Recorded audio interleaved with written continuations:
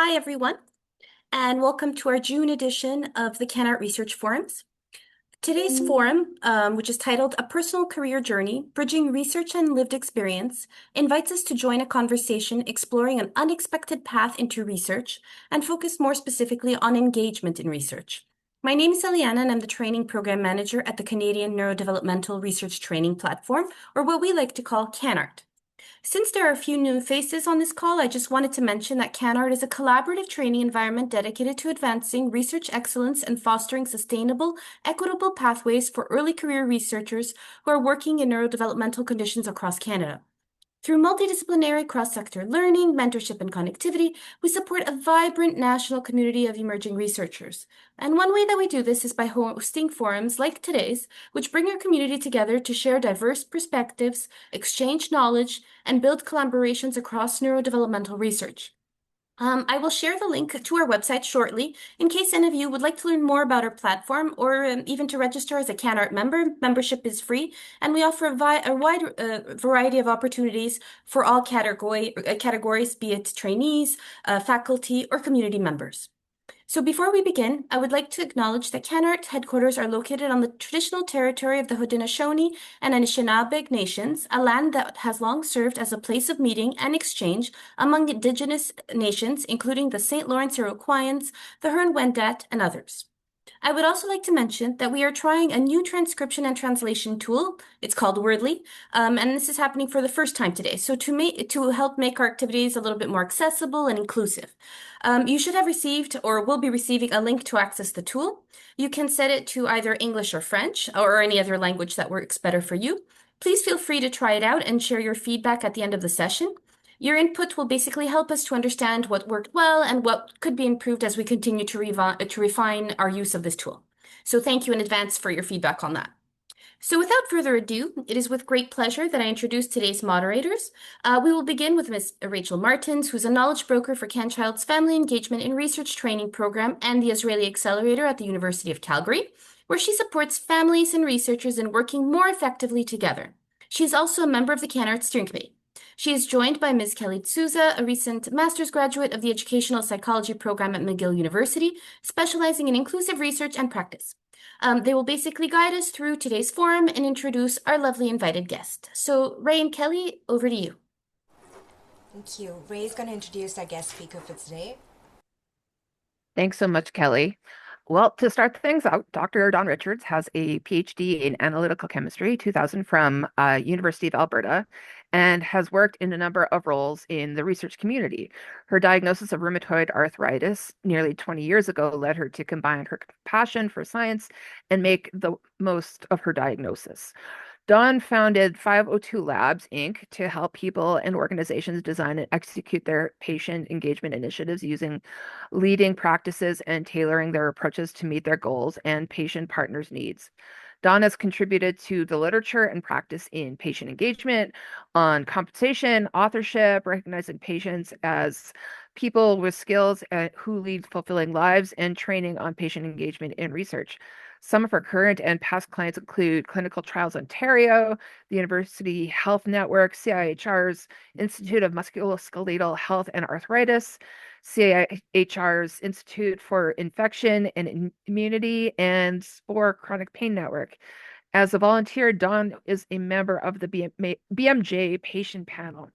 I have known Dawn for a number of years now and consider her a friend and mentor as well too, and someone who has challenged me over the years in the ways of gently challenging a system to grow as we evolve and learn about how to work effectively together. So it's my pleasure to introduce her today and to share this opportunity for you all to experience some of her wisdom and experience as well too. Thanks a lot, Rae. It's always embarrassing to have your bio read. I'm sorry. I'm not usually the focus of attention. I like to have others be the focus of attention, but really, really glad to be with you today. And I'm going to share some slides as a start. So hopefully everyone can see those. And I'm going to start. I want to thank CanRT for having me here today and for also honoring the land on which their offices sit.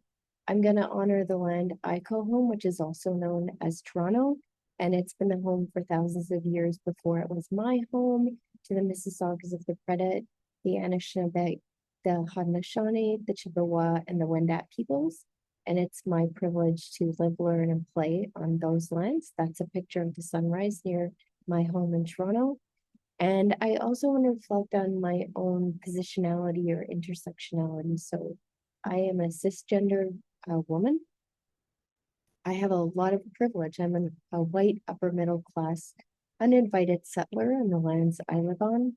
I do live with a chronic condition, but I know that I have connections and I have power and ability to move through systems in ways that other people are not as privileged as. So I need to recognize that as part of our conversation. A bit more about me. So this is me at home in the wild. I do live with a chronic condition. I am trained as an analytical chemist, and I know how to take myself seriously when I need to, like with work, but I also really don't take myself too seriously overall. I've been asked to share a little bit about my career journey because I know that some of the audience members are trainees. And I know there are a number of folks here that I know, and it's awesome to see you. And I'm going to share a bit about where I am today in my career and some of the things that might help you if you're interested in patient engagement or consumer engagement or whatever the part of the world that you're from and whatever you call it. So I finished up my PhD Gulp 26 years ago this summer. And when I did that, I knew I was going to do a postdoc because at the time that was something you had to do. And I knew when I started my postdoc, I kind of had two career paths, at least that were obvious to me. And one was to be an academic, which I did not want to be. And the other one was to go in industry, which is the option that I chose. However, since that time, I've had a lot of different jobs. And part of that was because I really didn't know what I wanted to do when I grew up. And I guess I never really quite landed on the perfect job for me either. So I spent some time working at the bench in a couple of different biotech companies when biotech in Toronto was a really big deal. And I got laid off in 2004. And I was okay with that. I was given a bit of a package, and I decided that I would spend the summer trying out different jobs to see what I maybe really liked. Because I knew at the bench that wasn't quite my cup of tea. I really like to interact with people, and kind of doing the same thing over and over wasn't my jam. So I did some scientific writing. I worked in TV and film on some science-based TV shows and films. So I helped the actors with saying scientific terms. I helped explain what they were supposed to be doing in the lab and help them make it look real.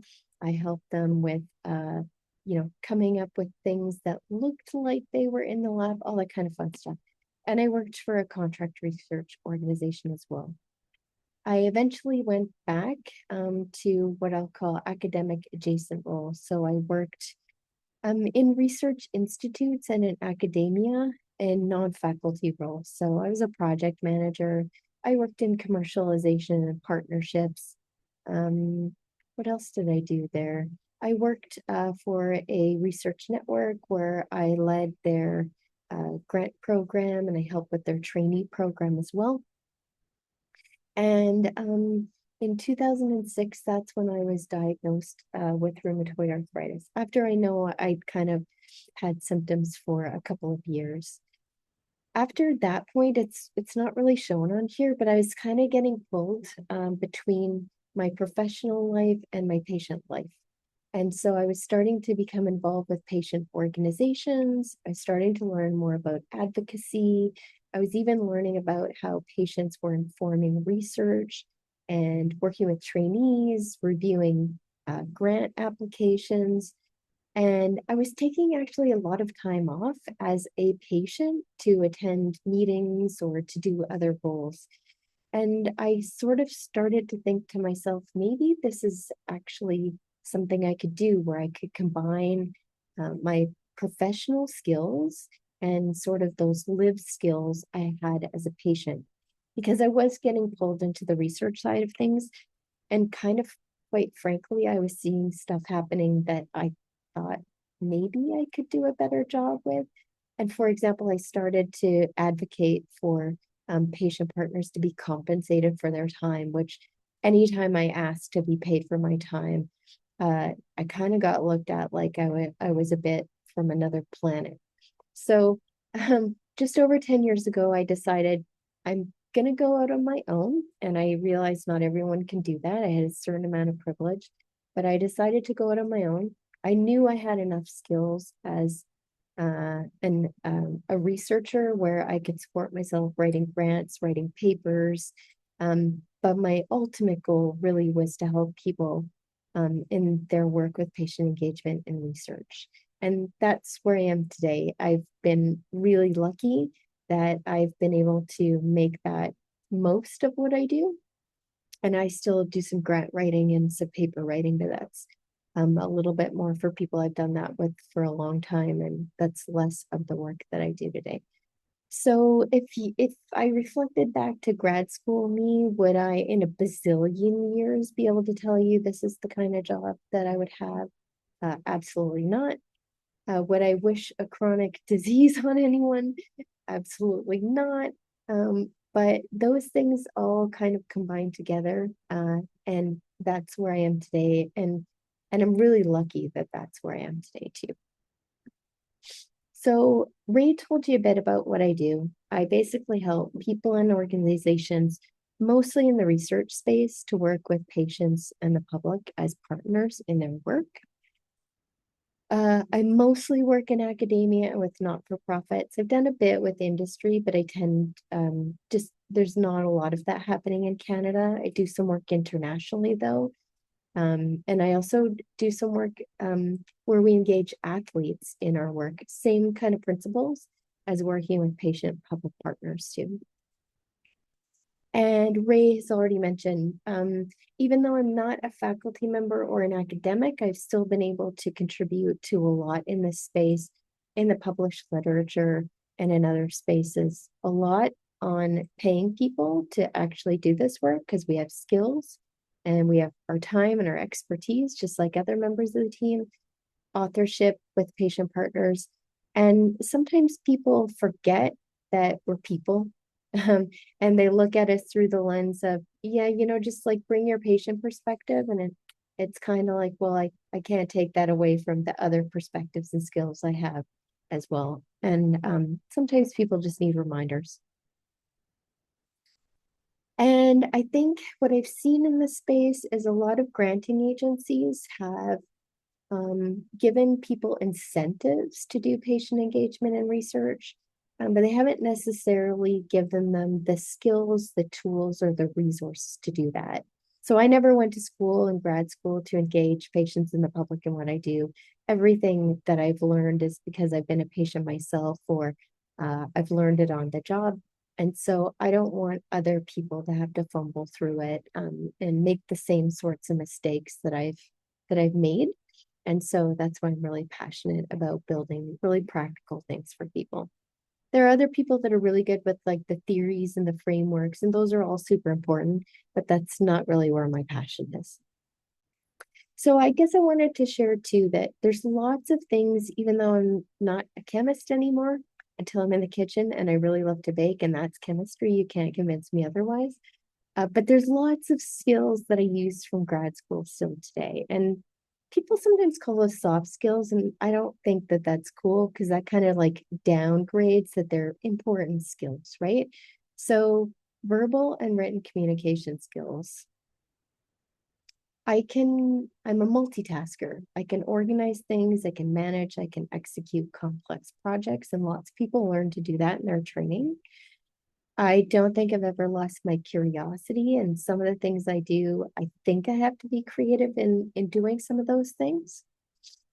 In grad school, I was lucky to work in a lab where I was in chemistry, but we worked and had people on our team that were geneticists, that were microbiologists, that were biochemists, which was kind of unusual at the time. And I sort of liken it to what I do today. So those different scientists use different vocabularies. You have to learn what each other is talking about. And I think that helps me bridge the science and the patient worlds as well. And then I use my analytical and problem solving skills also. So I want to make sure that we're on the same page about when I'm even talking about patient engagement, what that is. So this is a term that our health research funder, CIHR, has defined. And so when I talk about patient, that might be like myself, that might be a family member, that might be someone else who's kind of in my circle. And when I talk about patient engagement and research, that means that there's a collaboration where patients are team members, and they should be team members right from the start, setting priorities, setting the research question, being involved in the parts of research that they want to be involved in, and right through to dissemination, implementation, and maybe they continue on with the team past one engagement. Oftentimes that's what happens. So sometimes people really get confused about patient partner versus participant. So when I'm talking about partner, I'm talking about patients bringing their lived experiences and skills, and they're members of the research team.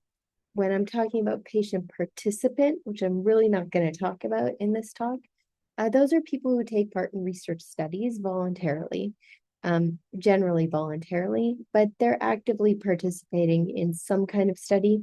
They're usually not part of the team themselves, although there's exceptions. But you know, when people think about research ethics boards, they think about clinical research. That's when we're talking participants, patient partners, members of the team. These guiding principles for patient engagement from, again, CIHR. And I guess what's important for people to know is there's not a recipe to do patient engagement in research. Oftentimes, as scientists, we're trained that there's this protocol that you have to follow to do experiments properly, or there's a certain way to publish and all those kinds of things. I'm here for patient engagement. This is where it gets spooky for some people or scary. There's not a protocol, but there's kind of these good goalposts that help us navigate through things. So for CIHR, those things are being inclusive. It's about having the supports for people to do this. It's about respecting that experiential knowledge is equally important as learned and other types of knowledge and evidence. And then there's this idea of co-building. So working together right from the start of a project, or even ideating the project together. I think it's important also to share with people that there's actually research being done on doing research this way. And there's evidence that's starting to show the benefits of doing research this way, as well as the fact that there are risks to doing research this way. I'll also share the slides because you can see I have like a lot of references and there's no QR codes, or there's few QR codes. So I can share the slides later with anyone who wants them, and you can go dig around the references. So in terms of potential benefits for doing research this way, so patients can help identify important outcomes or areas of study, so priorities that are important to them. In my own research area, or in my own disease area of arthritis, patients have been really critical in pointing out that pain and fatigue can be really devastating to our quality of life. And so, yeah, everybody wants a cure to what we're living with. But until that day happens, helping us live well with chronic pain and chronic fatigue is really important. We can help to tailor and deliver the treatments, that's what interventions are, for people. to minimize the burden on people who are participating in research, as well as ultimately when those interventions get turned into treatment. And if we can help people conduct better studies or build better studies that make more sense for other people like us, that means the participants in research will want to take part in that research, and they'll actually stick around to the end of the research study versus drop out for various reasons. We can help in the dissemination, and really this all contributes to what's called less research waste. So the research doesn't take as long to do. We have more meaningful outcomes and results for people, and we can get the results into the hands of people who really need it. So if you're a patient partner who's on the call today, you know that research can take a long time. And sometimes that's really frustrating when you're part of a project because you want things to be done now. And sometimes it's hard to understand why the research takes so long. Maybe sometimes you make suggestions that for whatever reason aren't feasible. This does take resources. Tokenism, which we're going to talk about later, is sometimes a real possibility with teams that are new to this or don't know a lot about patient partnership. We often relive painful or traumatic experiences, even for the hopes that other people don't go through that. And sometimes that means things happen that people on the team aren't prepared to deal with, or we even aren't prepared to deal with, and we don't even see that coming. And I've already talked about the fact that there's really no protocol or one single protocol to do this. So it's kind of like you have to build the plane as you're flying it, but you've got a really good set of instructions to build the plane. Maybe it's not an IKEA plane where you're trying to figure out what goes, what wrenches for what. You have a better set of instructions. So before we have a quick break and see if there's any questions, I'm gonna share why I think this matters, especially maybe for some of those of you who are research trainees. So doing research with and for patients or community members results in research that matters to people and that impacts those who are going to benefit the most. So sometimes you get a great research question, but maybe that's patients or community members say that's not going to have a really big impact on me. So it's maybe a nice question for you to do a study on, but like if we flipped it around this way, this is going to make a bigger difference to me. Just being really blunt, it provides you with access to different granting opportunities or different funding opportunities. So sometimes there are different grants, maybe from foundations or health charities or patient organizations, where you need to include patients and community members, and it might open up funding avenues for you. It truly creates teams with more and different skills and perspectives. And I've never been on a team where, we have this wide swath of skills, expertise, and perspectives. And I've thought, well, that was a really crappy team. Like it's always better when everybody is thinking different things and can really contribute to looking at problems differently or solving problems differently. It does level the playing field for people. So if you're a trainee and maybe your supervisor hasn't done this before, but you're willing to do this, like you're learning with them, that kind of changes the power dynamic. And when you're learning with patient partners at the same time too, that's like a really cool dynamic that everyone's learning together. And it really kind of flattens the hierarchy as well. And then I've already said this before, it means that there's less waste in research. So things happen faster. If you're in clinical research, retention can happen faster. People stay in the study for longer. There's all kinds of things that this contributes to as well. So I think with that, I'm going to invite Rae and Kelly in, and they're going to help moderate some questions. Yeah. And maybe I'll just stop sharing the slides so we can see each other a little bit better, and then I'll bring them back later. Hi everyone. So for the discussion period, if you have any questions or comments, you're welcome to share them in the chat, or you can use the raise your hand emoji and we could address your questions. And if a question or thought comes later on, there's also an opportunity at the end of the presentation to ask those questions. And you're also welcome to send it to Kennard or Dr. Dawn Richards at the end or following her presentation. Excellent. Well, to start things off, why don't I ask a question?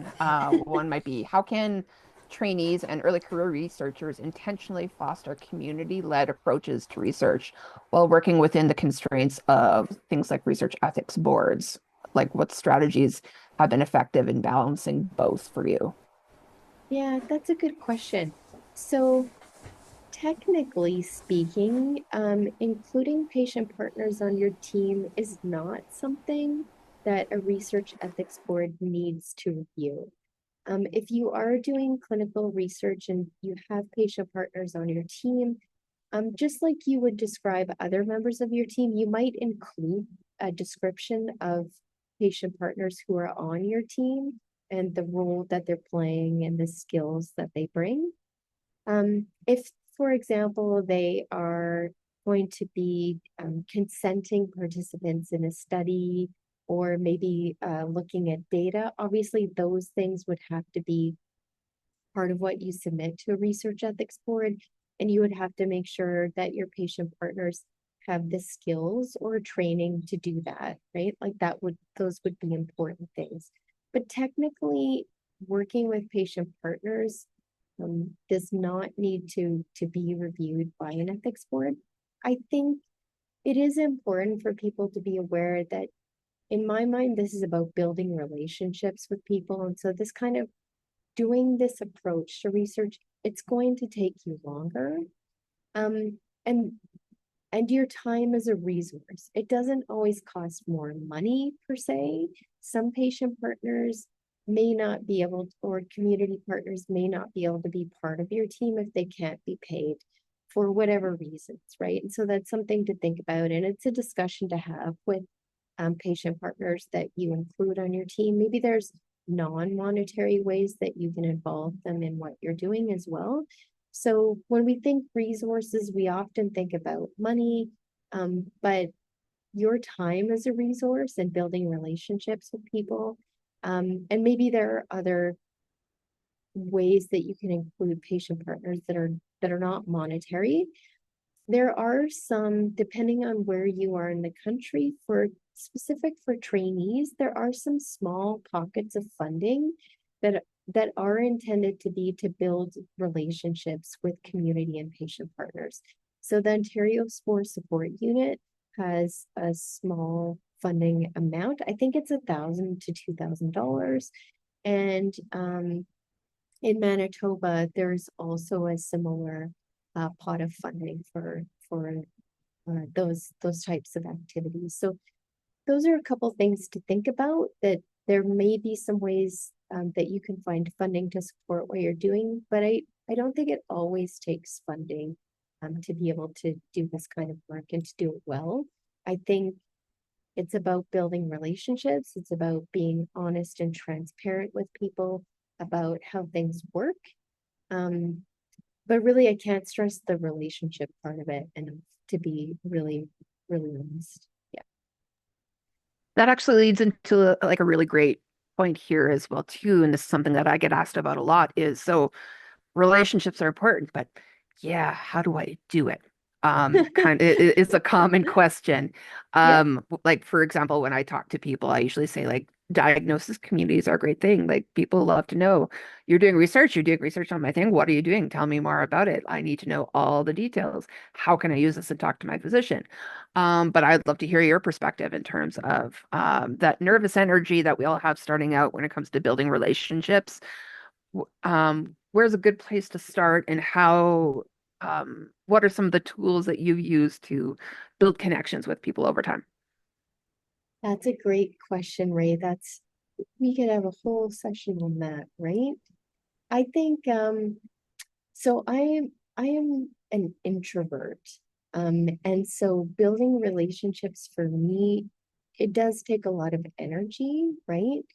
But I think just being really honest with people about where you're coming from and where you're at, I do think in terms of finding patient partners or community partners, right? There you might go to a health charity, like you said, you might go to a community online and post that you're looking for someone. There are other ways that people can find partners as well. If you're new to it though, I think just being really honest about like you're new, you're learning, you're trying to figure it out as you go. And I think people are fairly forgiving about that. I think generally lots of community and patient partners are really interested in research and learning more. And so I think that is a cool way that, you can share information about research and how research happens. And then there's this reciprocal kind of, they can share what it's like to live with a condition or be the parent of someone with a condition and what you deal with. Um, and so I think just being curious with each other about things and and again being really open and honest about finding ways that work for patient or community partners to be part of the research team that you're on. And that might look really different from other people being on your team. It might be meeting them evenings, weekends.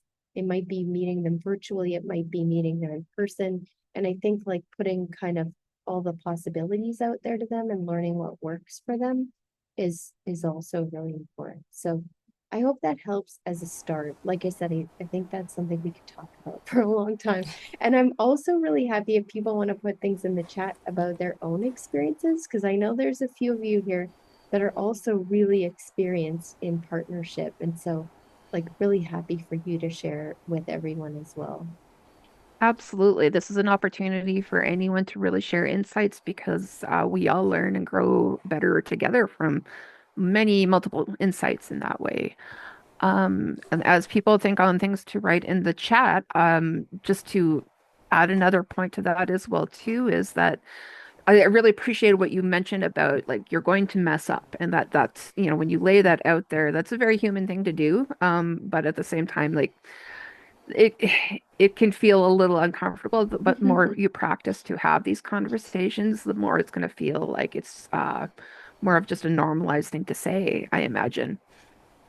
Yeah, and I think too, it is really important for trainees to know that many patient partners think you go to school to do this. Somehow they think it's part of your training, and like you don't, right? Or very few of you do. And so I do think it's really important to say, like, I I haven't been trained to do this. I'm kind of learning as I go. And it would be great to work with you so I can kind of find my way on it. I think yeah, lots of times people just get intimidated overall, right? And maybe it's partly after many years of doing this work that, like, I'm okay just saying, like, I messed up. Well, like, what can I do? Right? I didn't mean to do that. Like, let's have a conversation about it. And I get that that's hard, right? And maybe not very fun. But again, I think that people are fairly forgiving when they have a bit of context about where you're coming from. That makes total sense. Now, Kelly, did you have some insights or questions that you'd want to ask? Yeah, I was gonna say thank you for sharing your journey, and I think bringing the human side in. I had a question about before your own positionality and lived experiences. Were there different ways or specific ways that you approached research that have shifted since, and what assumptions and practices have changed as a result of your lived experience? So I'm not sure if this is just my lived experience. I think it's also a factor of getting older. And so I, I have a lot more patience with people. I used to feel like everything was this big hurry, right? Like we got to do this right now. And now it's like, yeah, like of course I want to complete a project, but I think I'm just a lot more relaxed about giving people the space that they need to share their story how they need or want to share it. And sometimes there will be sort of, I'll say, side trips, right, off the path that you were originally intended. And maybe then the side trip becomes the actual journey that you're going to go on versus the original journey you had planned. So I think I think for me, I'm maybe a lot more empathetic than I used to be when I was a trainee, because I think I've seen a lot more of the world and I understand a lot more about sometimes where people are coming from. Um, and yeah, it's not the end of the world if we don't get somewhere that I had originally planned. We're gonna get to a, a very good place anyway. And so I think it's actually better to not have this big roadmap that you're gonna get all tripped up in and when you don't meet the milestones and all kinds of things, and a little bit better for it to be a lot more organic, if that makes sense. Thank you for sharing that. We have a comment in the chat, which I thought I would also share out loud, from Sarah, who says, "Go slow to go far." Good point, Sarah. I love it. Yep. That actually leads into another great question I've got here as well too about accessibility. I heard a pain researcher speak recently about the fact that why pain patients go out and seek the comfortable chair. And it had never occurred to me as a person in pain myself that I kind of just deal with the environment that I'm in. And this was especially after being at a board meeting where I sat and I shuffled the entire time because I was just not it. I was a person in pain at the moment.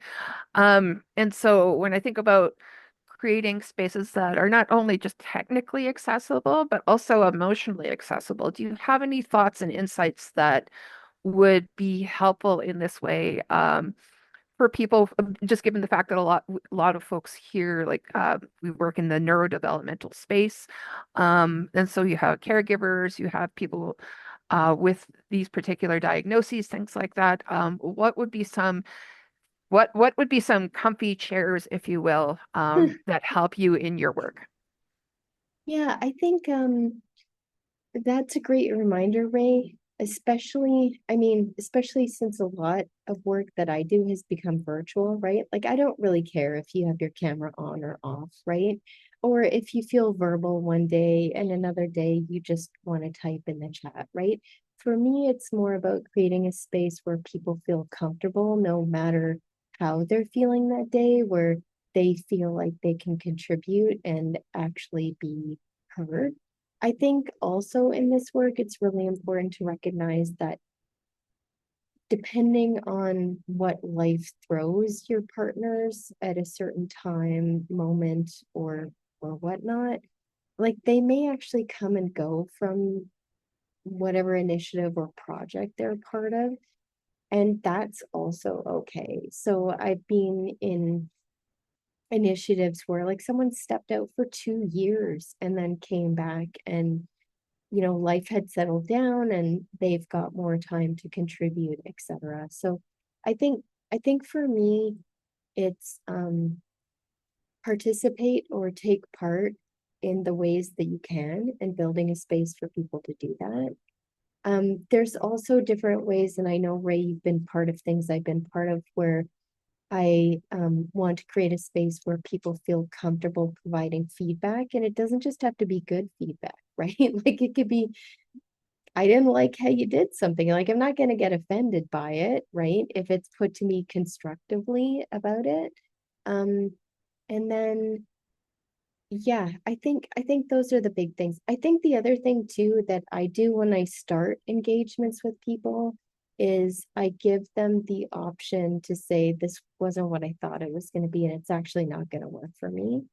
And I give the organization the same kind of option. And as this is about relationships, like we shouldn't try and make things be a force match or fit, right?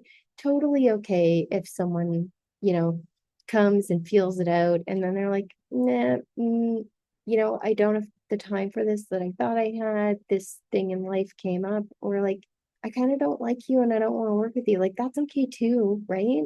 Um, and I've had the same thing with people where, quite frankly, we've had to ask them to leave initiatives we've been part of because it was clear they had different motivations than the purpose of the engagement, or they were acting out in ways that we just weren't going to resolve. And so I think we always shy away from those kinds of things because it's really not fun to talk about those situations.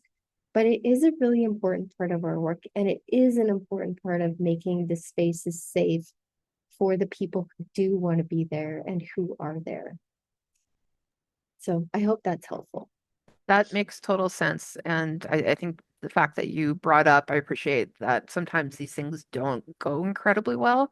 And I just wanted to just highlight for any of the CanArt fellows in the room here as well too, or any other aspiring trainees or researchers, that it's okay to come to other people for within your support community to help resolve those questions that you might have in order to manage for what we've really lacked in. And I think, Don, you and I have spoken about this in the past. We've called it's the breakup. It's the, saying Mhm, goodbye. It's creating, closing that loop, if you will. mhm. I haven't heard of a better term at this point, and I'm always willing to learn and grow in that way. But thank you for that.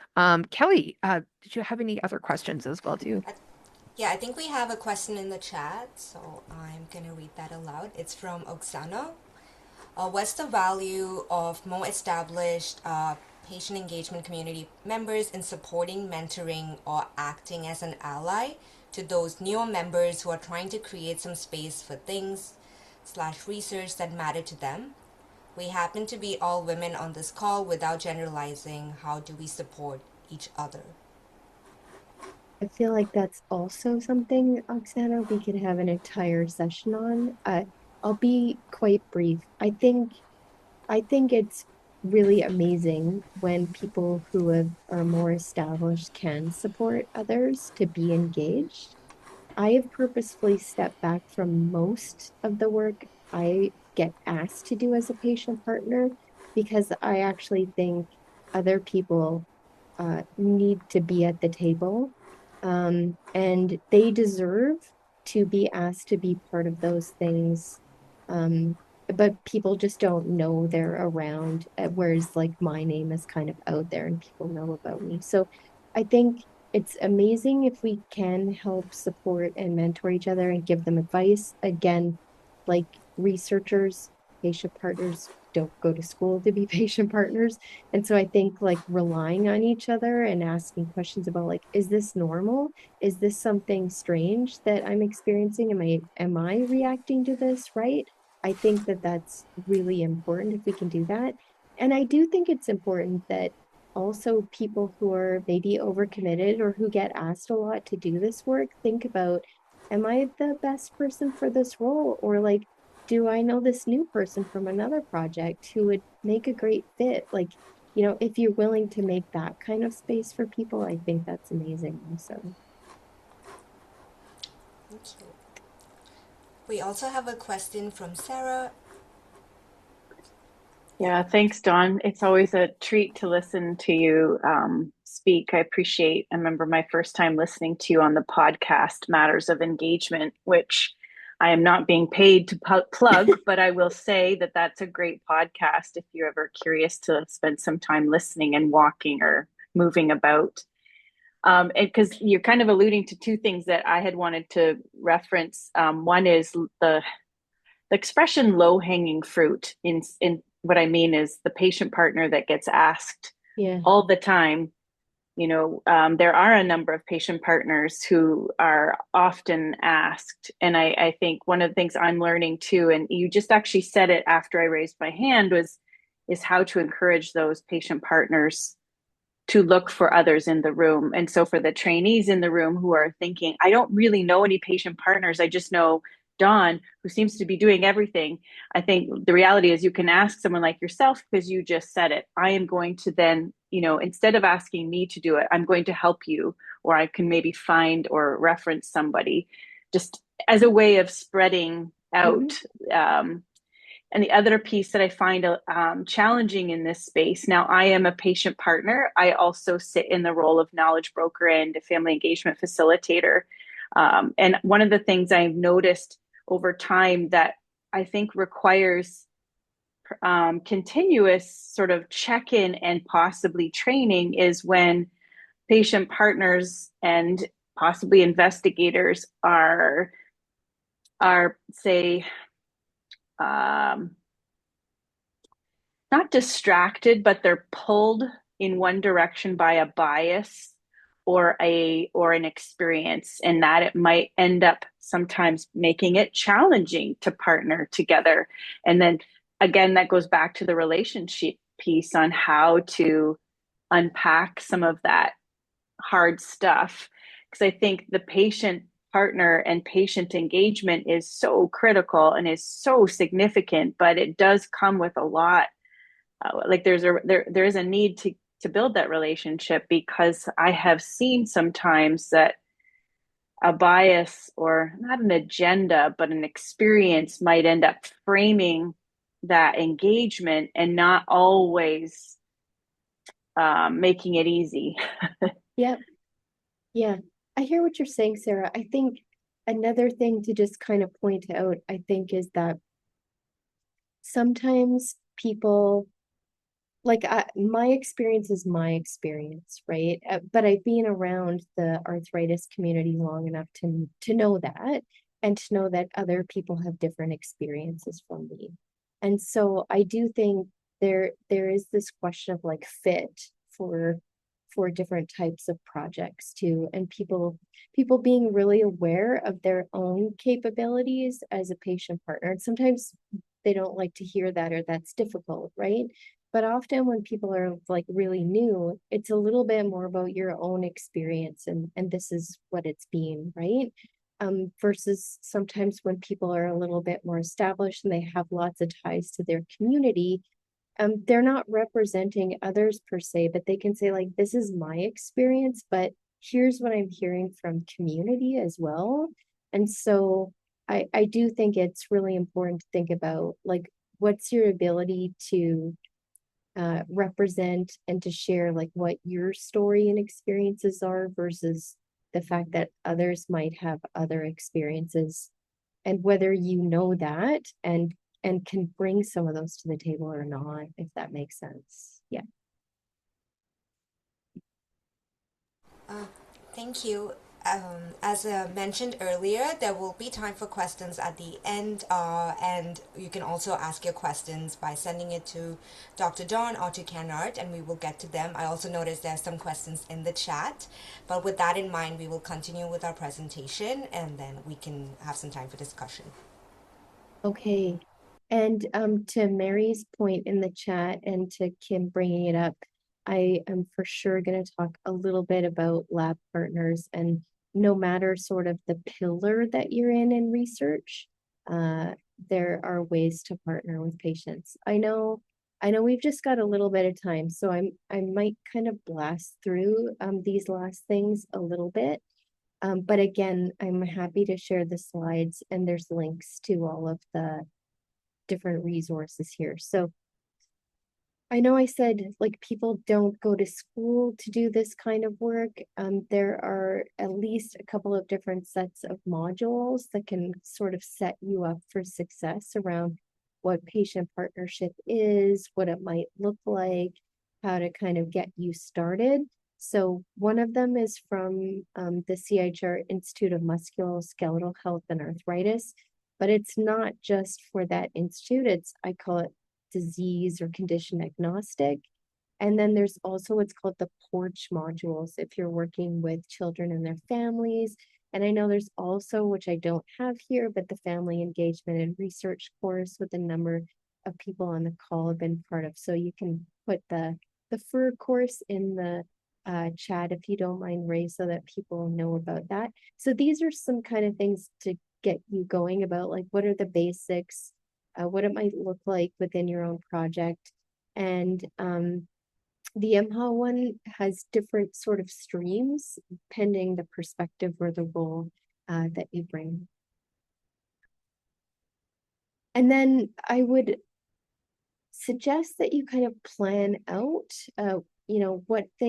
what engaging looks like before a project, during the project, after a project. Like, I think it happens at all of those things. And I'd argue you should be intentional when you set up engagement. And so this is a really nice kind of planning document from the Newfoundland and Labrador SPOR support unit, where it's kind of like the who, what, where, when, why, and it asks you a bunch of questions that you should think about if you think you want to engage patients or community. So just a really nice thing to get you to reflect. And, I'd argue you should do this before the project, but it probably wouldn't hurt to do it during the project as well and throughout the project. I think that this takes a certain degree of communicating well, and this is a really nice resource where, I think there should be a point person. You can offer flexible options for communication. You have clear responsibilities on the team. And I would argue what you call over communication will not feel like over communication to your partners unless they tell you it's over communication. As researchers, I think we're not great communicators, and we don't communicate often because we think, well, nothing's really going on that I have to update anybody on. Your partner will probably disagree with you that nothing is going on once you start to share with them what's actually going on. I talked really early on about the potential for tokenism, and I kind of see tokenism being like when you're asked to be at the party, but you're in the corner by yourself and nobody's talking to you at the party. That's the simplest form I can share that I think it looks like. And these are a number of things that can help you with tokenism. Maybe I'll draw your attention, especially to this one blog, where we had patient partners come up with situations that start to feel tokenistic, and they give you some actually actions that you can take to rectify or to prevent this from happening altogether. And then many of you on the call know that payment is really near and dear to my heart. And we're not great with even having the conversation about payment. So there's lots of tools for you. And there's even a budgeting template to help you budget for engagement.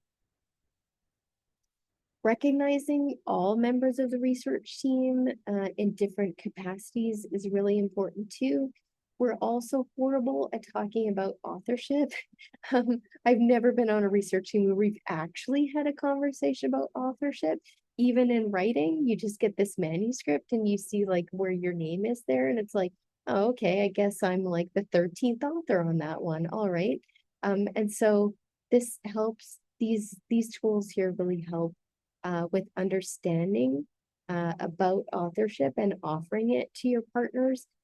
It sounds really simple, but some people aren't public about being patients or community members. They might not want to be an author. Even how they might want to be acknowledged might be initials. It might be community partner. It might be a bunch of different ways. So some things to really help you avoid pitfalls there. And then Kimberly Courtney put something in the chat about lab partners. And so for those of you who are more on the basic side of things, lab partners is sort of like a one-stop shop out of the Ottawa Hospital Research Institute with relation to like preclinical laboratory research or basic research. It's kind of like a compendium of tools that are available globally at the moment, as well as there's some videos and some case studies too. So I think that can really help you out with that sort of work. But then there's some really great examples there of how people have engaged partners in this type of research and done some really cool things with what they've learned. So I think this is my last slide. I'm going to make a plug for PXP, which is a fully run and fully led patient. It's for anyone who does patient engagement, but it's led and run by patient partners. And in 2026, we probably won't have a PXP, but all of the recordings are online, so you can watch them at any time. There's a blog. There's resources as well, and there are some webinars that are also posted there. So that kind of helps you understand where patients specifically are coming from in the patient engagement and research space. And we've had global steering committees for that conference. And so if you are kind of centered in Canada, I'd argue, we've been doing this for quite a while. But if you listen to my colleague Nikhil, who's on the call, who's from India, and you watch PXP India, or you watch some of my colleagues from Africa, they're in really different places with respect to patient engagement and research as well. So I'll just put this out there. I hope you're ready. I hope you've taken something away from this session. I'm happy to answer any questions. I really want to thank you for listening. And we've still got a few more minutes, so I'm happy to answer some questions here, but also I'll put my email address in the chat. I'm really happy for people to send any questions after the fact. I don't know if you're like me. I always think of like the most brilliant question right after the webinar. So I'm totally fine with you to sit on it and to email me after the fact. And thanks to Ken RT for inviting me to be part of this conversation with you as well. Thank you. I think we have a question in the chat from Mary, and I know Dawn has answered this, but if there's anything else she'd like to add. Mary's question, as someone working mainly on the molecular mechanisms of autism, I wonder what researchers at this level can gain from working with patient partners and what we can give back to make the partnership meaningful for them as well. Yep. And there have been some great resources added in the chat. Yeah, I think it's a great question. I think that what engagement looks like in that type of research is really, really different. And I think part of the onus is on us as researchers to really be listening to people's stories and listening to what their lives are like. And then taking that and seeing how or if you can develop research questions around that, or if you can change your research question around that. I'll just give a really quick example that's on the Lab Partners website. It's a really great example of a rare disease where there was a treatment for kids with this specific rare disease. And the treatment involved children having to take it, I think it was like every 6 hours, including overnight. So, and families would have to get up overnight, give the treatment to their kids. And the researchers thought, like, we just need a new treatment. And the family said, we don't need a new treatment. The treatment works just fine. What we need is like this time release treatment so that if you could spare us all having to get up at night, that would be amazing. And that's what the researchers did. They developed a new formulation for the treatment that already worked. And that's actually something that was that's being approved and widely available for these families now. So I think it can look and feel really different. I'd ask you too to ask your partners in that case, like, what do they think might work for them? And how do they want to work with you? And I think just having conversations about your research with them can change how you look at your research and the types of questions that you ask. So I would ask you to not shy away from it and to just be really open about what you can learn from your partners. And that might just look and feel really different. I've heard it mentioned as well too in the past that sometimes you just have to like just jump in and do it. We can plan all the live long day, but comes a point where you just kind of have to find a space to start a connection, to make a new network, things like that. That could be helpful with that as well. But thank you so much, Don. I'm very aware of the time here, and we are just very much appreciate the opportunity to hear and learn from you today. Kelly, did you have any final thoughts? Thank you so much. I learned a lot, and I feel like this was really helpful, especially even the comments in the chat and all the resources. It has been really helpful. Thank you so much for your time. I also want to add that if anyone still has thoughts or questions, they're welcome to still send it to Dr. Dawn. The email is in the chat, or you could send it to Kennard.